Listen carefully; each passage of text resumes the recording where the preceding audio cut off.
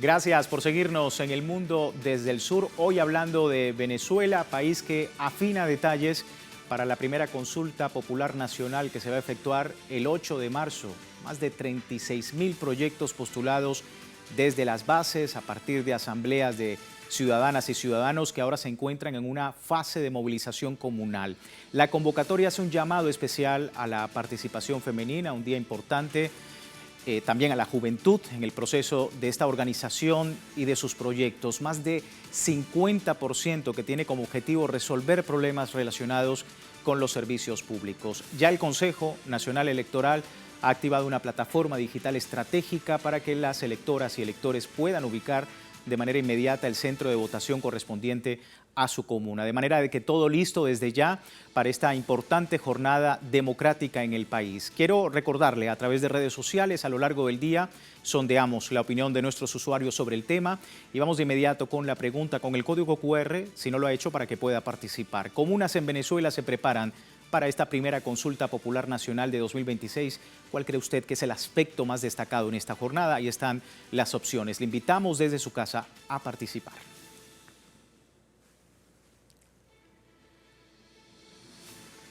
Vamos de inmediato al análisis. Me acompaña Carolina Escarrá, politóloga, internacionalista, articulista ordinaria del Correo del Orinoco. Carolina, qué gusto nuevamente tenerte con nosotros. Bienvenida. Igualmente para mí estar con ustedes aquí en Telesur. Gracias por la invitación. Oportuna la conversación contigo, Carolina, sobre esta etapa de Venezuela que va a una nueva consulta popular nacional, un año que sabemos no ha sido fácil para el país en muchos aspectos, pero bueno, la resiliencia, la organización comunal sigue fortalecida de cara a esta importante convocatoria. ¿Cómo estás evaluando la preparación, el debate de los proyectos comunales en Venezuela? Mira, yo creo que todo lo que estamos viviendo en este momento demuestra que la revolución, digamos, no aró en el mar, ¿no? Sino que estamos realmente cosechando los frutos de lo que se hizo durante todos estos años, digamos, en función de empoderar, valga la redundancia, al poder popular.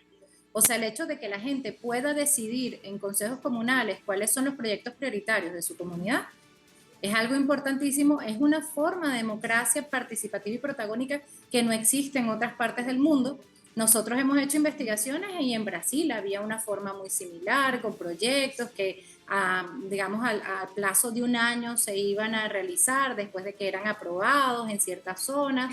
Aquí no, aquí son 335 municipios. Aquí son más de 5.000 consejos comunales que están aprobando sus proyectos, que están decidiendo cuáles son los proyectos prioritarios para tener además el financiamiento de parte del gobierno nacional y evidentemente en algunos casos de parte de los gobiernos regionales, como se venía haciendo con el presidente Nicolás Maduro.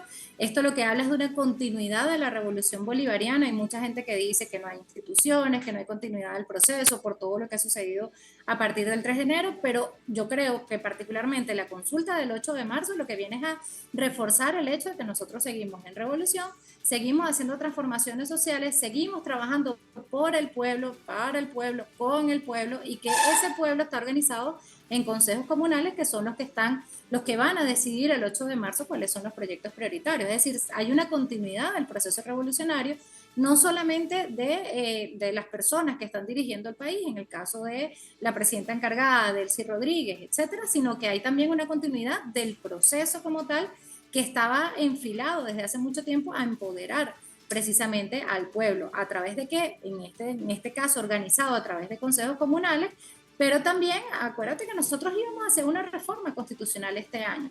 Se detuvo todo el tema de la reforma constitucional, pero ¿para qué era la reforma constitucional? Para darle más poder al pueblo, para incluir los consejos comunales, para incluir estas formas de organización donde el pueblo tiene voz y voto, donde el pueblo tiene la palabra principal. Entonces, ¿qué hizo la presidenta encargada? Está bien, yo negocio lo que tengo que negociar a nivel de, digamos, de estados con otros países, pero el pueblo sigue su curso, sigue su trabajo con consejos comunales, con debates, con asambleas, con las decisiones de cuáles son sus proyectos prioritarios. Nosotros como Estado les seguimos dando el financiamiento para que ellos desarrollen esas potencialidades que tienen, esas necesidades que tienen, las puedan cubrir, porque al final lo importante en este caso es poder lograrlo, ha dicho la presidenta encargada, lo decía el presidente Nicolás Maduro, lo ratificaba el presidente Hugo Chávez, y es un elemento fundamental de la revolución, lo que dijo nuestro libertador Simón Bolívar hace más de 200 años, que el mejor gobierno es aquel que produce la mayor suma de estabilidad política, la mayor suma de seguridad social y la mayor suma de felicidad posible para nuestro pueblo. Sí, sin duda. Y sumamos este elemento para poder informar también a una audiencia en el exterior, una participación de los venezolanos en esta consulta popular el 8 de marzo que inicia precisamente, como lo decía Carolina, en las comunidades. Son los vecinos quienes proponen, quienes debaten estos proyectos que lo irán a una votación. Participación de esta consulta que inicia en las asambleas. Los ciudadanos identifican las necesidades de su comunidad, postulan sus proyectos prioritarios en áreas como servicios, como decíamos, uno de los más importantes, también en salud. La juventud también ha estado allí muy atenta para postular sus proyectos, y tras una campaña informativa liderada por voceros locales, este ciclo culmina con la votación directa el 8 de marzo. Se decide la asignación de recursos. Incluso la presidenta encargada, Elsie Rodríguez, ha manifestado, por ejemplo, al sector de la juventud la mayor participación de una comuna o de una votación en una comuna que tenga mayor participación de la juventud. Inmediatamente se le va a asignar un proyecto en especial, se le asigna allí el presupuesto para que pueda empezar con ese proyecto. Quería preguntarte, Carolina, porque la convocatoria es especial a la mujer, a la juventud venezolana, recordando que a partir de los 15 años de edad se puede ejercer el derecho al voto eligiendo el proyecto que más le guste y que le represente. ¿Qué significa esto? Bueno, primero yo creo que es muy importante decirle también a toda la audiencia que nos escucha desde afuera que en los procesos anteriores que habíamos tenido, también habíamos tenido uno específico para el tema de la juventud. Es decir, era solo la juventud la que proponía, la que debatía, la que elegía. Y hay algo muy importante, que no solamente se propone, se debate, se elige, sino que además se ejecuta. Le bajan los recursos a la comunidad para que sea la comunidad la que ejecute. Le bajan los recursos a la juventud para que sea la juventud la que ejecute esos proyectos, ¿no? Y en su gran mayoría han sido concretados todos esos proyectos, demostrando que además muchas veces trabaja mucho mejor el pueblo en función de sus propias necesidades que lo que trabajan algunas instituciones, ¿no? Pero es importantísimo decir esto porque, digamos, es todo el proceso, es como toda la cadena productiva del desarrollo de los proyectos más urgentes o más prioritarios para la población en particular. Y en este caso hay que decir también que desde hace mucho tiempo todas estas organizaciones de la revolución, lo que son los CLAP, lo que son los consejos comunales, lo que son todas estas formas de organización en la comunidad, están lideradas por mujeres. Entonces es muy importante la participación de las mujeres en este caso, además de que hay que tomar en cuenta también que no es cualquier día, es el 8 de marzo, que es el Día Internacional de la Mujer, ¿no?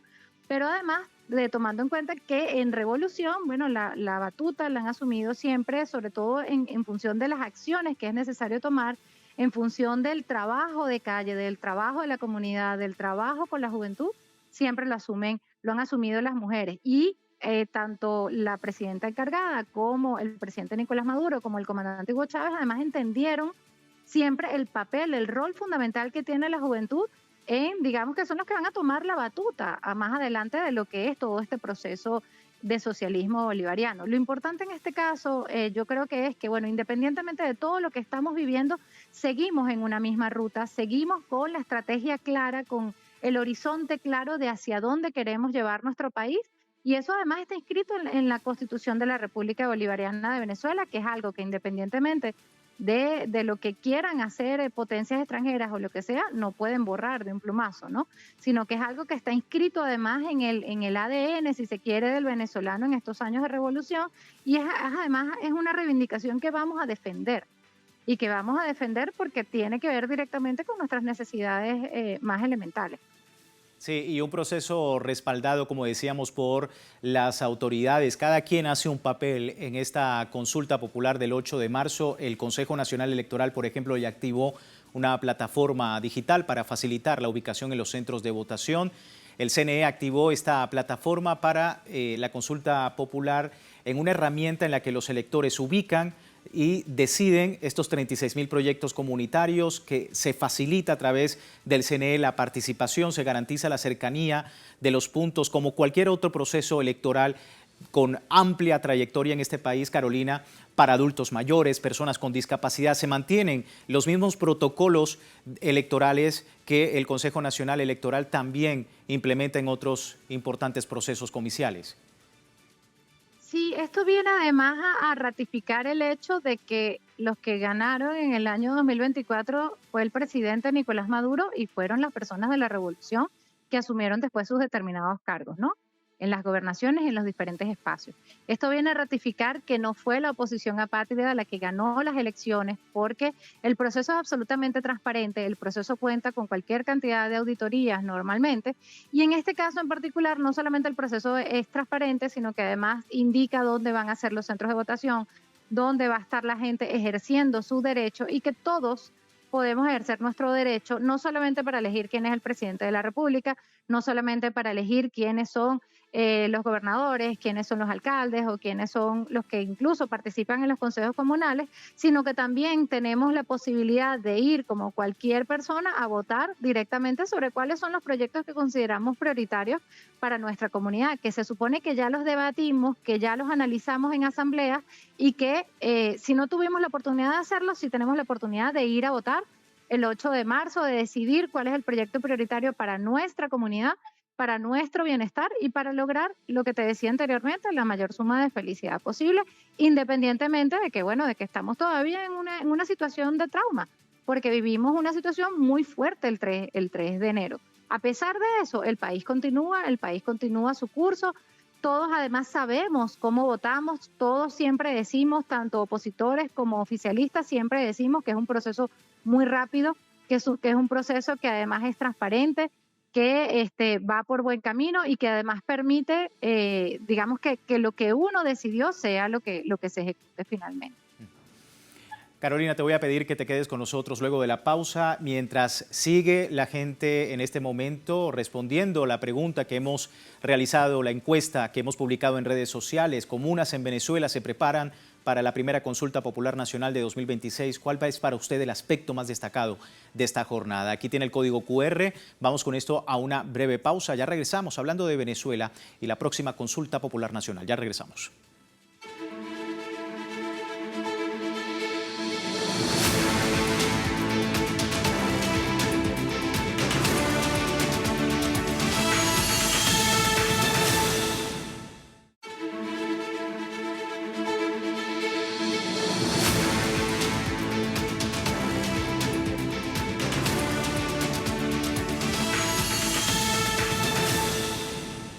Gracias por seguirnos en El Mundo desde el Sur. Hoy hablando de Venezuela, hablando de la consulta popular del próximo 8 de marzo en este país latinoamericano que se fundamenta en ese golpe de timón, un llamado del presidente y comandante Hugo Chávez para lograr mayor participación de las comunidades. Consulta popular que materializa, como decíamos, este llamado, este golpe de timón que realizó Hugo Chávez en 2012 para transformar el Estado, que sentó en su momento con un discurso importante las bases para el desarrollo del poder comunal, para promover el autogobierno, la gestión directa de los recursos por parte de los ciudadanos del país. Constituye principios fundamentales para la consolidación de la democracia participativa y protagónica que a lo largo de los años también ha seguido el presidente Nicolás Maduro Moros. Este modelo se implementa en más de 5.000 circuitos comunales que utilizan la consulta como un método para la ejecución de políticas públicas. Seguimos hablando con nuestra invitada, Carolina Ezcarrá, politóloga, internacionalista, articulista ordinaria del Correo del Orinoco. Carolina, bueno, ya tú mencionabas la importancia, ¿no?, del seguimiento de esta nueva experiencia en Venezuela, inédita para el país, pero a partir de ese importante golpe de timón que ha sido posteriormente una convocatoria especial realizada por el presidente Nicolás Maduro Moros. ¿Cómo has visto desde los últimos años cómo ha avanzado y cómo se recupera directamente a través de estas consultas el llamado que ha hecho el presidente y comandante Hugo Chávez a lo largo de los años?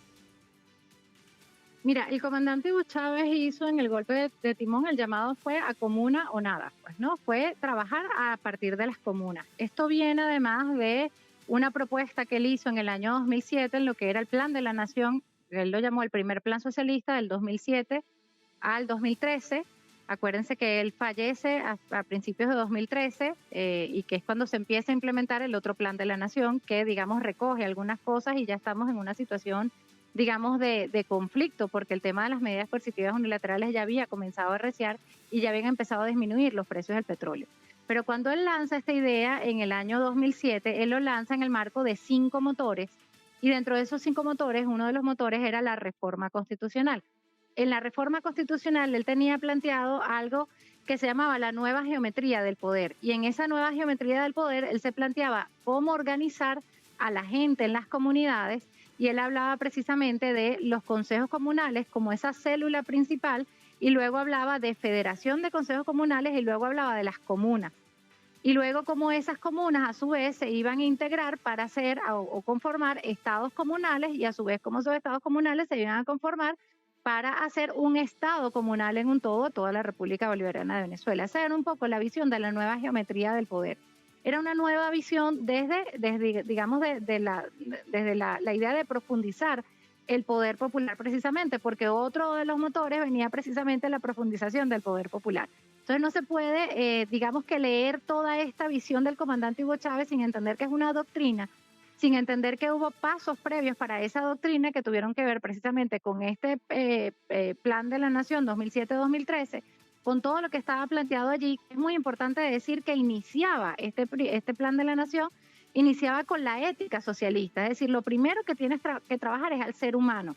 Luego ese ser humano se organiza en su comunidad y esto tiene que ver con la visión de toparquía que planteaba Simón Rodríguez, es decir, ¿dónde están, digamos, tus necesidades y tus intereses fundamentales en tu comunidad?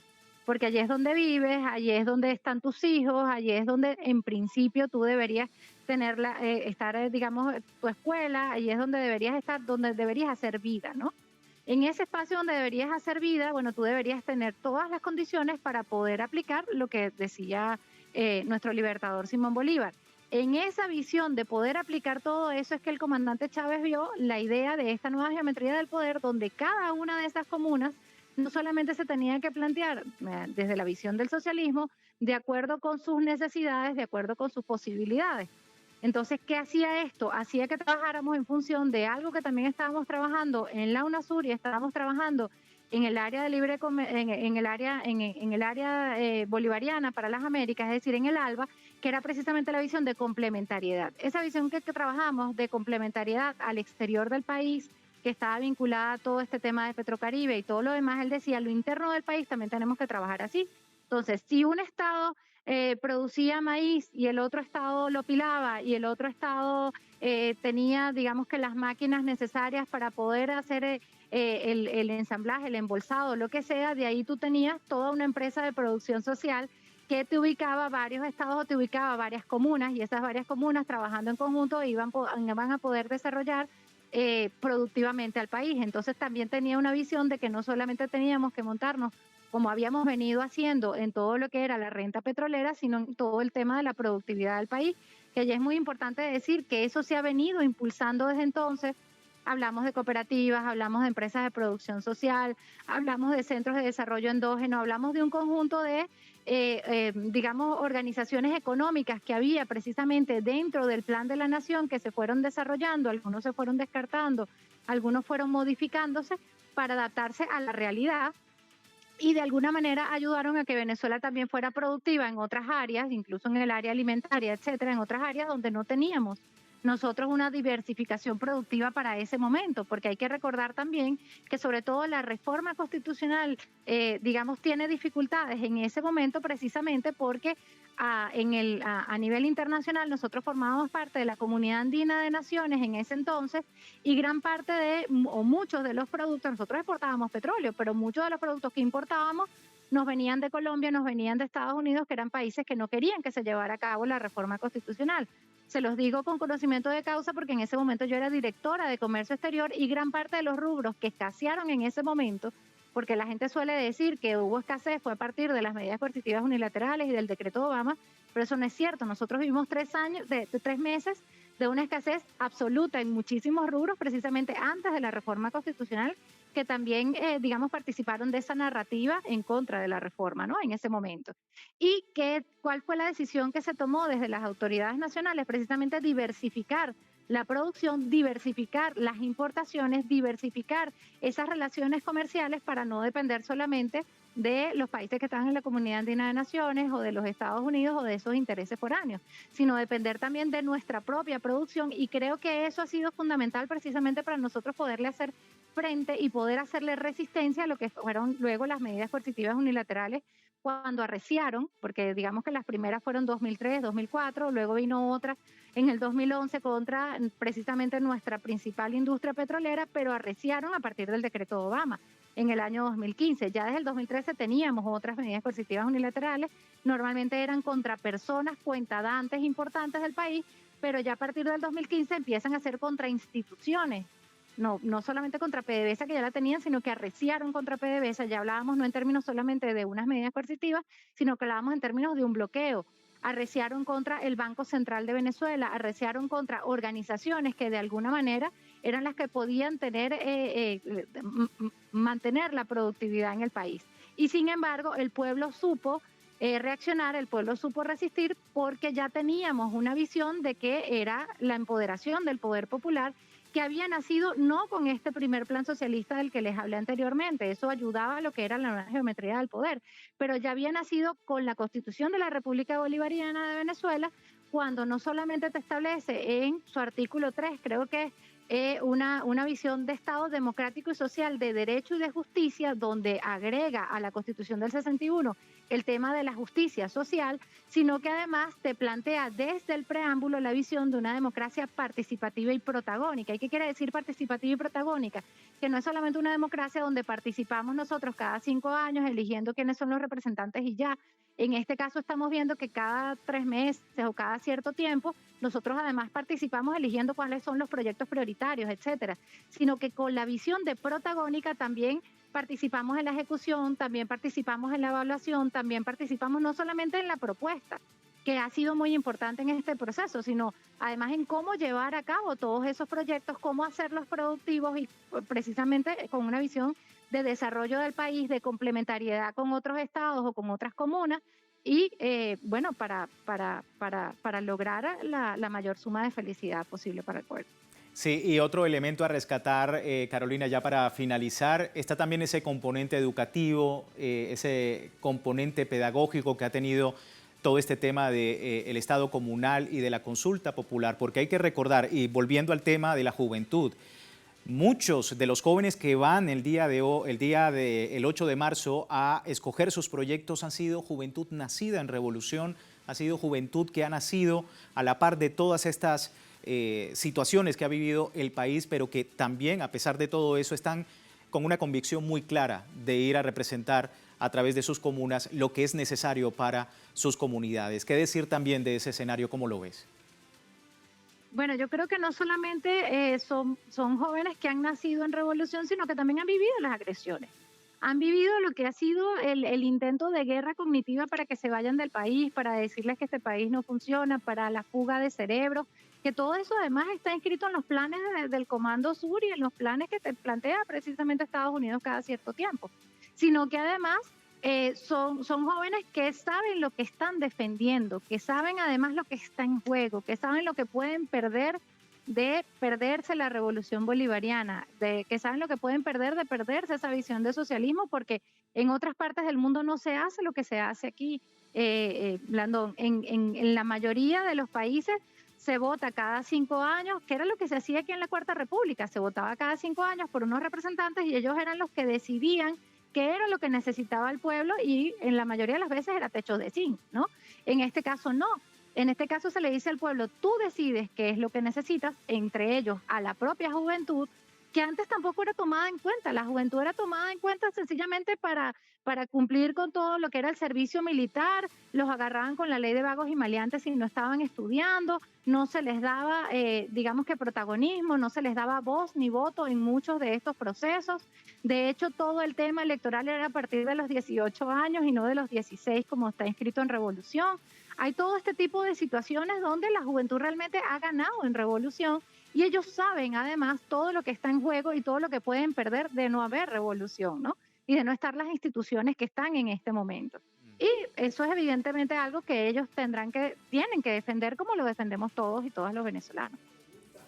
Bueno, vamos a finalizar, Carolina, y quiero invitarte a ver lo que dicen nuestros usuarios a esta hora.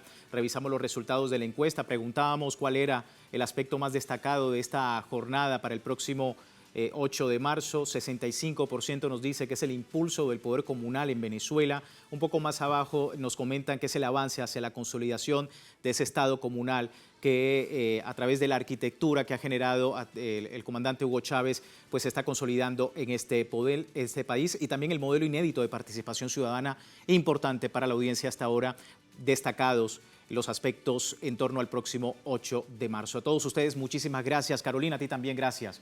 Nuevamente, como siempre, gracias a ustedes por la invitación. Con tu visión y con tu experiencia sobre estos temas en Venezuela para poder entender el escenario en otros países del mundo. Muchas gracias por tu tiempo. Así finalizamos y nosotros les recordamos a la audiencia, como siempre, www.telesurtv.net con esta señal en tiempo real desde cualquier parte del mundo, y en Telegram, el servicio informativo de Telesur 24 horas el día, siempre con una perspectiva del mundo desde el sur. Soy Luis Francisco Blandón, gracias por seguirnos.